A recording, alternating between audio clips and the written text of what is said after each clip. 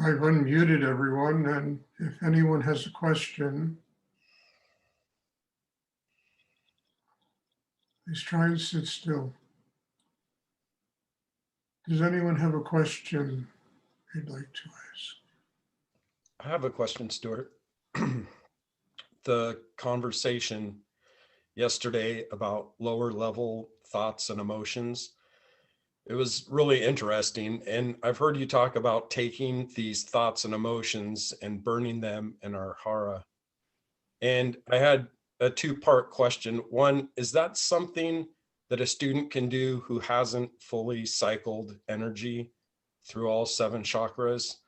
And two, what does that look like? Because I've heard it talked about, but I don't understand the technique necessarily.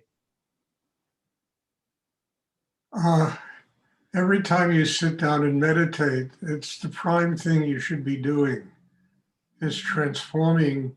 It doesn't matter how developed your chakra system is. The use of the will, the use of your need to grow, the use of the double breathing exercise is literally, the purpose of it is to transform the blocks and the tensions in you that are keeping you from having a spiritual life. So every time you sit down to meditate, you're doing that. That's the purpose of the meditation. Meditation, as I've said at least 1,000 times, is a craft, and it's a craft that is used to do exactly what I'm talking about. So it's not like you have to get a fully developed chakra system, to do what I'm talking about. You do it. You just do it. You use your will, you use your mind, you focus in that chakra below the navel, you draw those lower emotions, even the higher emotions, you draw them down, transform them into chi, into energy, harmony, balance. And, second part of your question, what does that look like? Well, I don't know how to answer that. I mean, you just do it and it becomes living experience. It's not that it looks like a certain thing that happens inside everybody. It's different for everybody. But you do what I'm talking about, and suddenly there's a power inside you. There's an energy inside you. There's the ability to overcome the obstacles in your life. And there's also another thing, there's more quiet inside a person. There isn't all that anxiety, that tension, that the thing that kind of motivates most people in life, and in many ways is the fuel that they run their lives on. It's just tension. That all gets subdued. It becomes part of, the chakra below the navel, the chi. So what you have instead of all of that tension is harmony, balance, rootedness, foundation. And it isn't something that looks like anything. It's something that is. It just is, because you have used your craft to make this thing possible.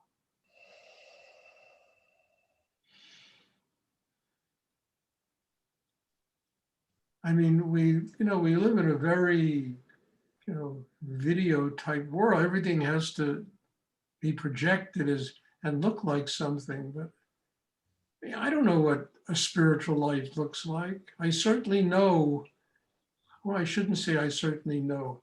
When I am, living that way, it's an experience that is so valuable. And it's such a great treasure to live that way in my daily life, that I have nothing but gratitude for the years and years of work I put into myself in order to attain that. And it's not just in meditation, it's whatever you do. So I don't know how to project an image of what this looks like. I think I have just projected an image of what this looks like. And it's just a state of being that you attain because you do your inner work. And then life changes for one. We have more security. We're not looking for things that are transient, as security in life, which was what most people do. They think the next house, money, their marriage, the relationship, the car, the this, it all represents in their brain security. The only security I've ever found in life is a connection with God.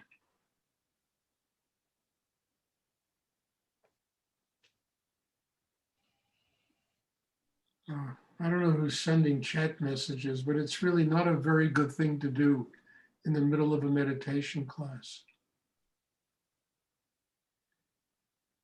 Does anyone else have a question they would like to ask? Stuart Chikor. Do we make a conscious choice, the energy that we bring to the hara, that we open to into the hara?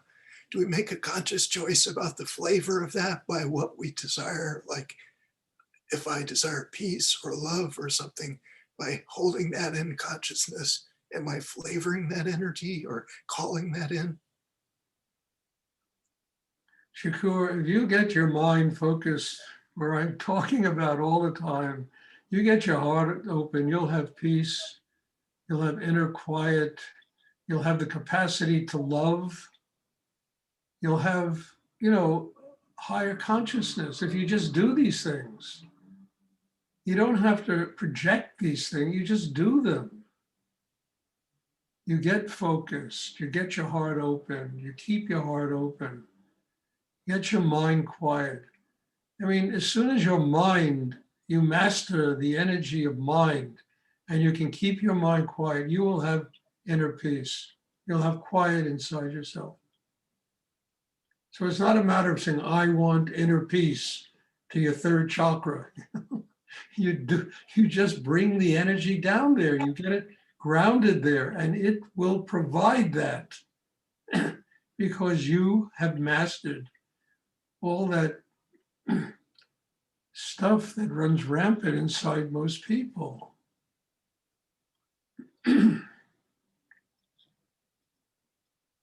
We all want to be peaceful. What does everybody want in life? People want to be happy, they want love.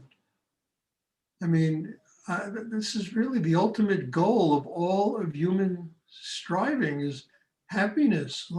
Why do people, they want money because they think it's going to make them happy. They want relationships because they think it's going to make them happy. They want a house, they want all these things, all these possessions they want. It's going to make them happy. The only thing that can make a person happy is they just open their heart. Open your heart. And then even some of the most difficult things in life will make you happy because you recognize them as a teacher. They're teaching you something about yourself. And there's gratitude for that.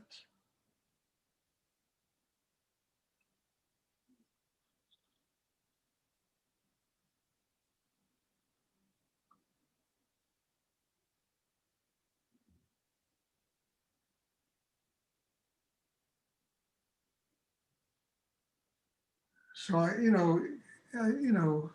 we all want love. We all want to live peaceful lives. We all want that kind of internal drama to just kind of disappear. That soap opera that runs rampant inside people. So just master the craft.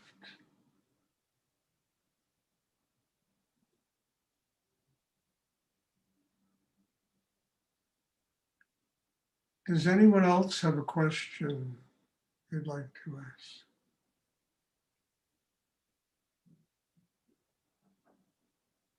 Stuart, can you talk about morality, what it is to live with or without morals?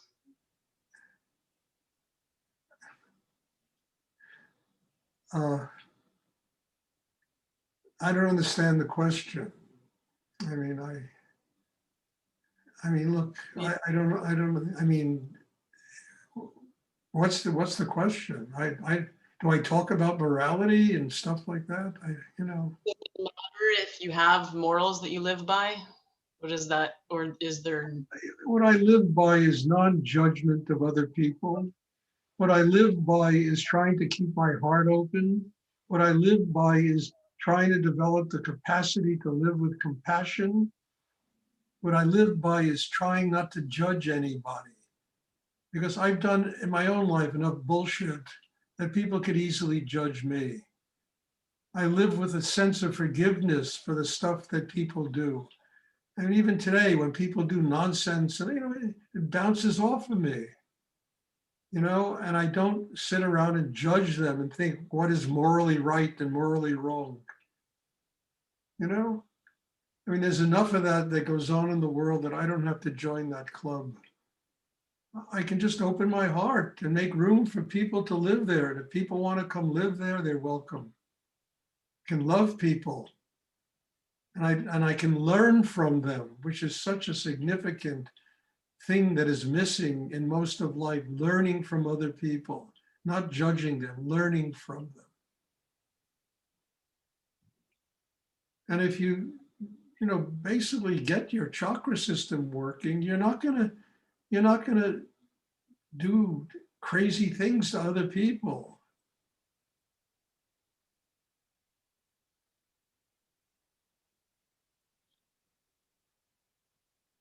And it takes really time for that to mature in somebody. It really takes time. We live in a world of seduction. Everybody's seducing everybody in this world. Every movie you watch, it's about seduction. And there has to be respect. There has to be forgiveness. There has to be truly supporting other people in their lives, being a big enough person to do things like that. And they're not to be a person that walks around with moral judgment in their what's right, what's wrong. I don't know what's right or wrong. I know that I can learn from everybody and everything.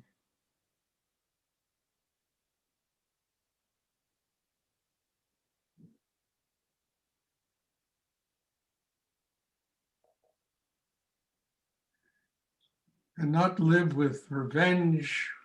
So much of that goes on in the world. I'm going to get back at somebody, revenge. I think that we have to attain some level of humanity in ourselves that allows us to get past all these judgments we make in the brain.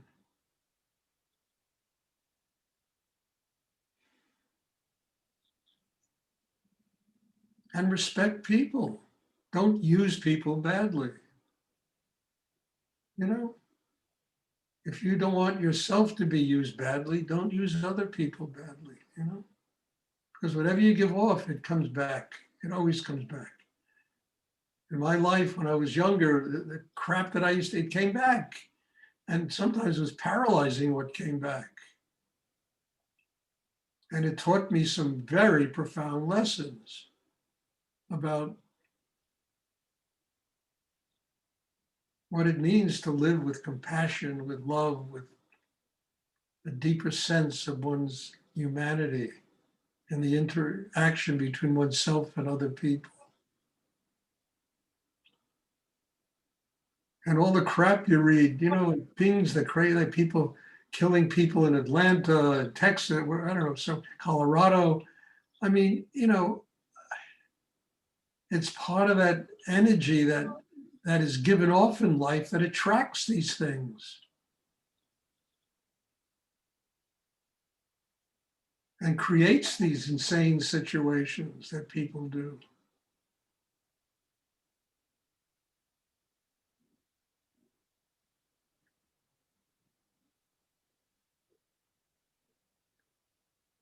Does anyone else have a question?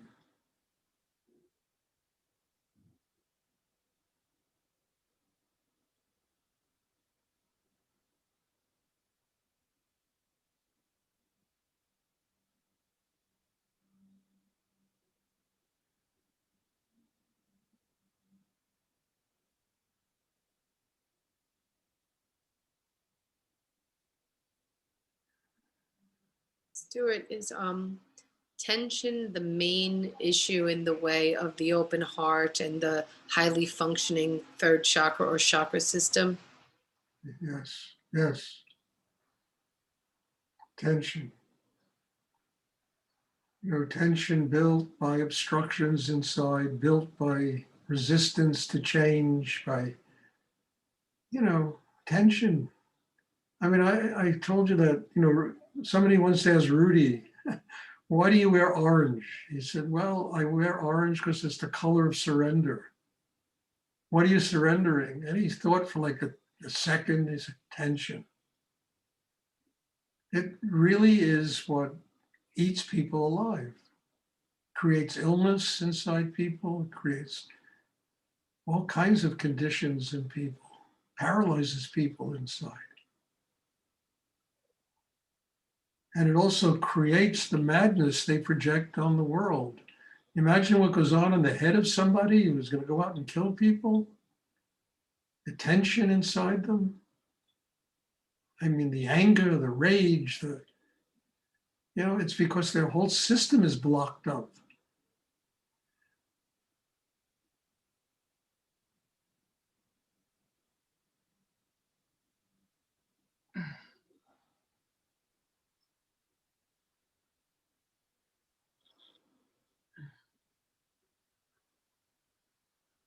I mean, I've seen it, in Texas, I used to teach in prisons. I used to do it in Oregon too. And I'll tell you a wonderful story that happened. There was Bob Sink knows about this because he was there, and Tom Tompkins. But we used to have these inmates that came out to our house. Oh, maybe anywhere from 6, 8, 10 sometimes every Sunday. We would go pick them up at the prison. And part of the program in the prison is you could do this. So we would bring them out to the house. One of the taboos, one of the things that was absolutely forbidden, was for any of these inmates to be caught smoking dope. If any of them got caught doing that by the authorities, they would have ended the entire program. And there was one guy, every weekend he came out to our house, I would find him in some corner somewhere smoking a joint. And I would tell him, you got to stop this. I must have told him 5 times, 5 separate weeks. And one day I'm walking in the prison yard and I meet him. I was on my way to the chapel to teach the meditation class. And I said to him, look, I said, I don't want you to come to my classes anymore. I said, you can't stop smoking dope. You do it in my house. What you're doing is going to destroy the program for 25 people that are sitting in that chapel right now that really need this work because it's helping them in their life.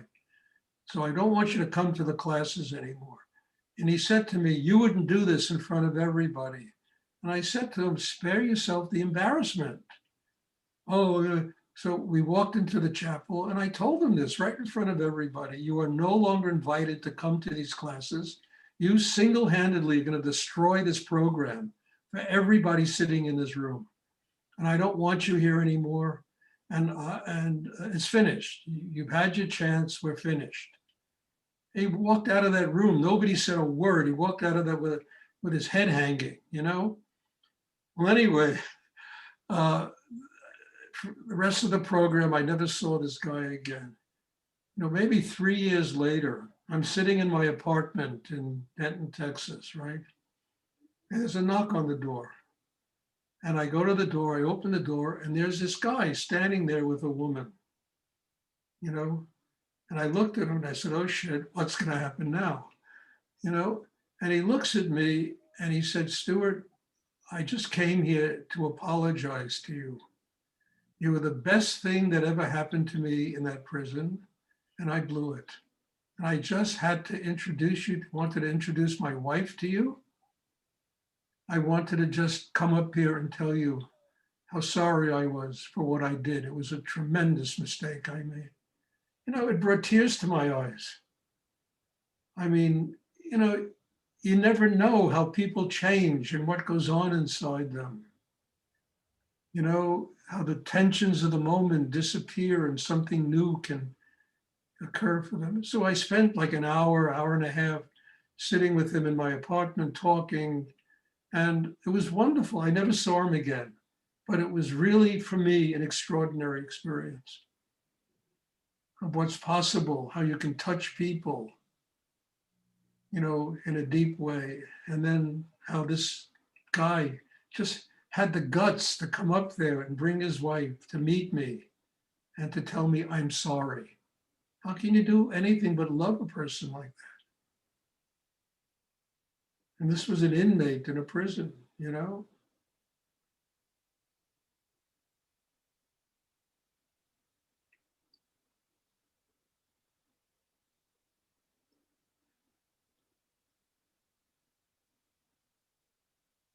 I mean, that was an incredible, I mean, those guys, you know, they were incredible. They were all muscle builders, you know, all they did in prison was lift weights. Every one of them looked like a football player, you know, and at the end of the class, they would line up, these guys, some of them with tears in their eyes, and come up and just hug me and say, thank you. It was heartbreaking to experience something like that and to allow an experience like that to live inside me and to never judge people, just open to them, let them, you know, nurture them, see what happens, how it plays out, you know?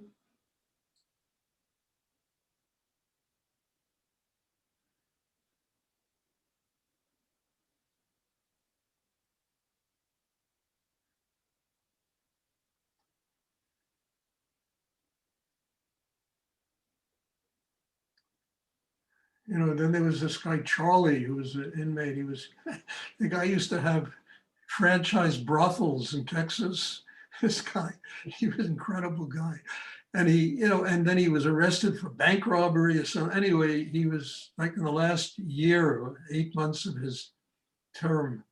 And he was also this, he looked like Sylvester Stallone, this guy. He was really a big guy, you know, a big muscular guy.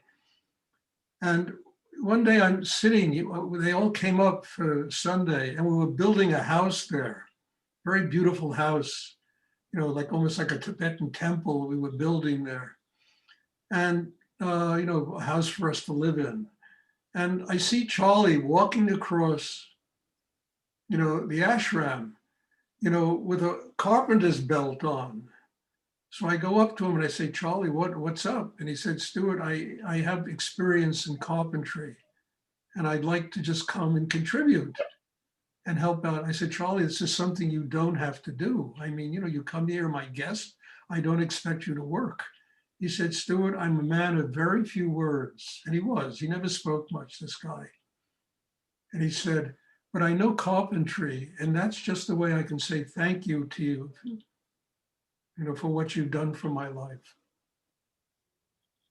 I mean, I'm talking about a guy who had a string of brothels he used to run. He was a bank robber. I mean, people, it's amazing how you can touch people so deep inside themselves that they change. They can change.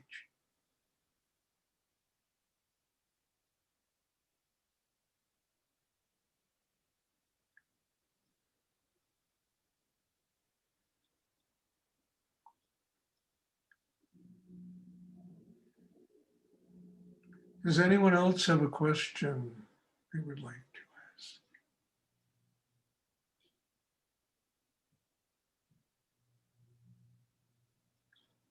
And just to finish this, I'm not talking from things I read in books. It's my life experience I'm trying to share with you all. You know, from having done, I don't know how many hundreds, thousands of different things I've done in my life. And each one of them taught me something. And the most important thing they taught me was how to develop my humanity.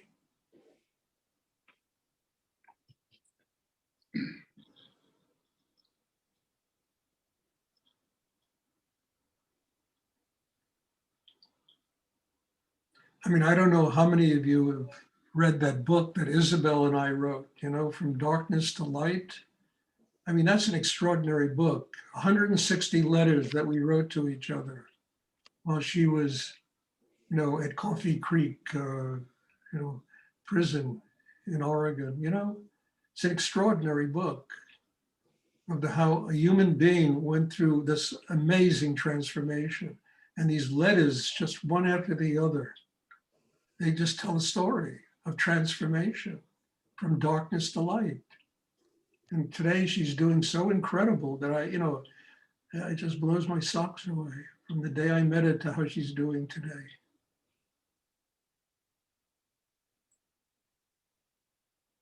Does anyone have a question? Anyone else have a question they would like to ask?